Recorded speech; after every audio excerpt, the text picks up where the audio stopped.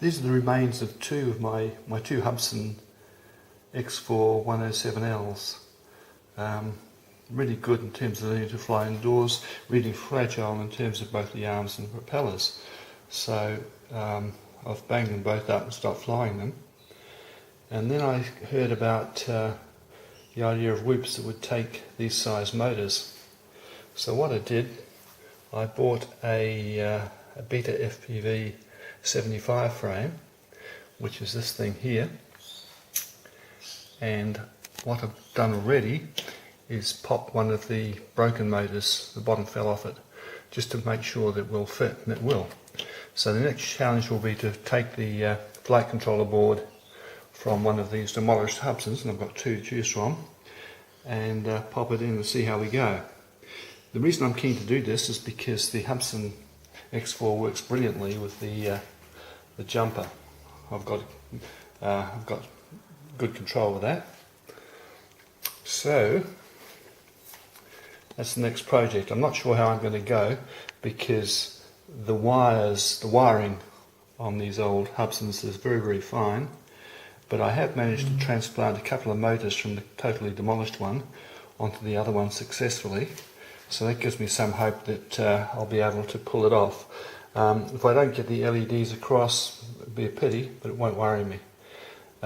So it's come with tri-blades in this little packet here that I'll try. And finally, here's the comparison with the Eachine E11.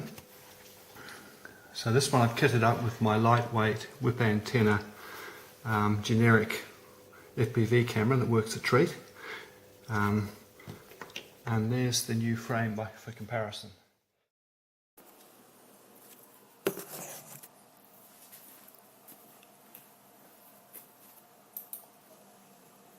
So here's some shots of the process of stripping the motors, the LEDs out of the broken plastic frame with judicious use of a pair of pliers, particularly for the LEDs because they were quite hard to get out. So I'm just showing it at various stages.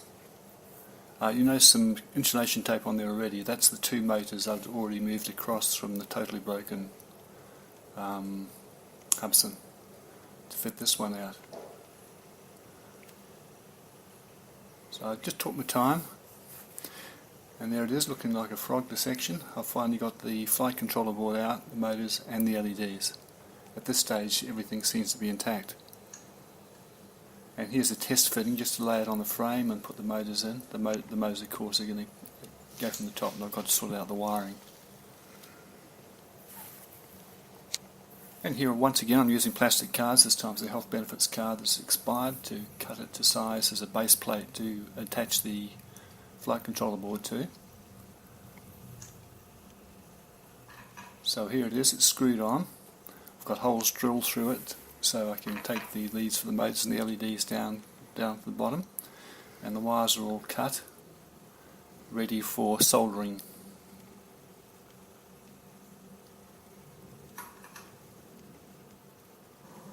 Okay, at this point I'm doing a weigh-in.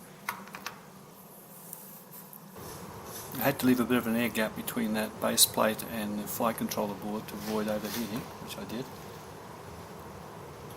And I've just put the TX03 on top now.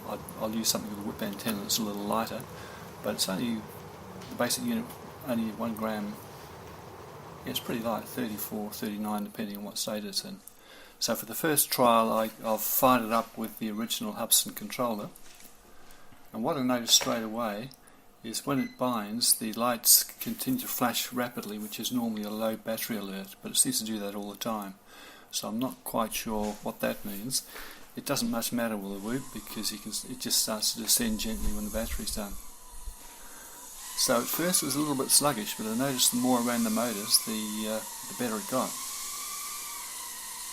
But one issue was I had to drill out the props a little bit to make them fit. They were so tight on the spindles, and I obviously overdid it. So I've since read that you can use a little bit of glue just to make the hole smaller, and when it dries force it on.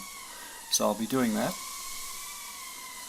So a little bit more indoor flying. As I say, it got livelier as the flying went on. At first I thought, gee, it looks a bit sluggish.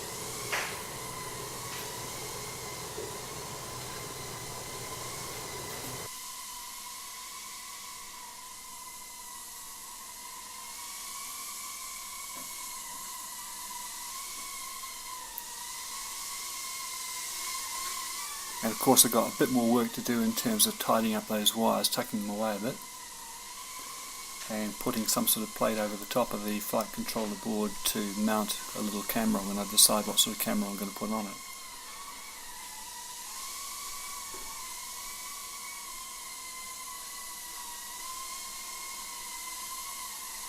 But particularly after disappointment with trying to fix the USB port on the jumper, I'm really pleased with how this project's turned out.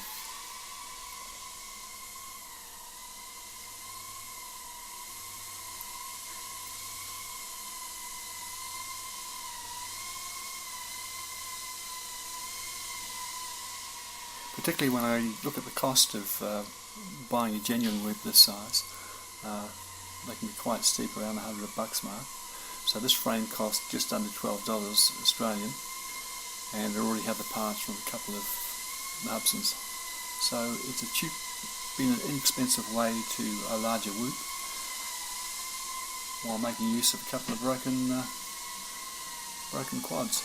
So this is just showing the lineup of the E13 to the E11, and then up to this super whip, as I call it. And at this stage, flying outside, I'm trying with the jumper. Now I remembered last time the jumper I programmed one switch to turn the lights off.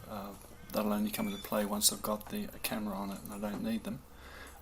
By the way, one of the LEDs, one of the red LEDs at the back, a wire's come off the motherboard and it's kind of tiny to solder, so I'm not too fussed. I've got one red light, two blue lights at the front, plus the two eyes that used to come through the canopy.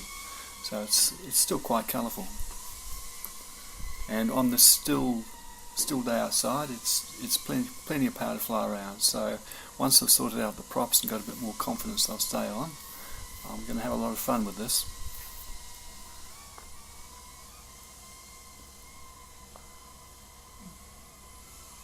And there we go again. I know, touch and go. I'm glad the prop didn't come off at this point.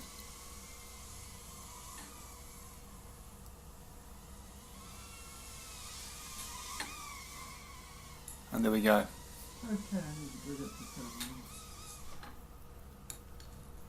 Okay, I need to glue that propeller on. And I've now used a little bit of Velcro to hold the battery on underneath, because the battery chamber in this frame was not designed for the standard batteries.